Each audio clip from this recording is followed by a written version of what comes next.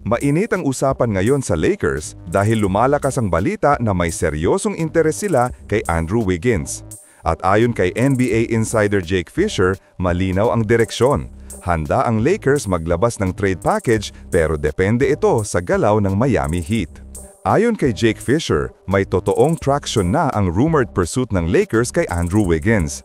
Hindi ito simpleng rumor lang. May actual na interest mula sa LA at may malinaw na potential trade framework na pinag-uusapan internally.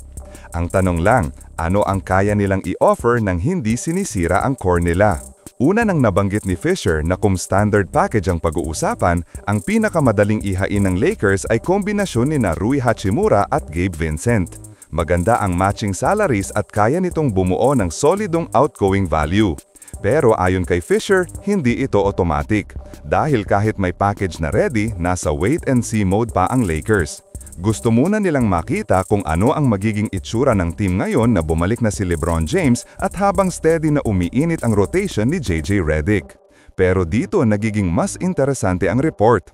Ayon sa source, may isa pang posibleng package na pwedeng ilabas ng Lakers kung gustuhin nila si Wiggins, Dalton Knecht at Jared Vanderbilt. Ito ang deal na mas madaling gawin dahil parehong may tradable contracts at hindi na ganoon kalaki ang role nila sa kasalukuyang rotation. Bumalik na si LeBron kaya lumiit lalo ang kailangan sa wing scoring ni Knecht at mas pinagkakatiwala na mayon ni JJ Redick si Jake LaRavia kaysa sa rookie. Si Vanderbilt naman, kahit may defensive value, halos hindi nagagamit dahil sa injuries at fit issues. Kung Miami Heat ang magpapasya na buksan ang trade market para kay Wiggins, ito ang magiging pivot point.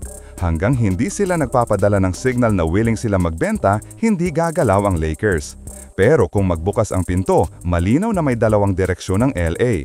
Isang package na may veteran role players o isang package na may young talent at versatile defender. Sa ngayon, nasa Miami ang bola. Pero ang mahalaga, hindi ito rumor na walang laman. May actual na structure ang potential deal at malinaw na isa si Wiggins sa targets ng Lakers kung kailangan nilang mag-two-way wing na may championship experience.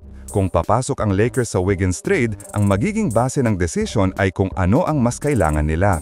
Veteran scoring at stability o flexibility at future assets. Sa system ni JJ Redick na nakabase sa pace, spacing at defensive accountability, may sense ang pagkuha kay Wiggins dahil kaya niyang mag-adjust sa role. Pero ang kapalit na connected Vanderbilt ay may future upside na posibleng pagsisisihan ng team. Ang timing at presyo ang magdedetermina kung sulit ba ang move. I-comment ninyo na lang po sa ibaba ang inyong opinyon at huwag kalimutang mag-subscribe sa aking channel. Maraming salamat po!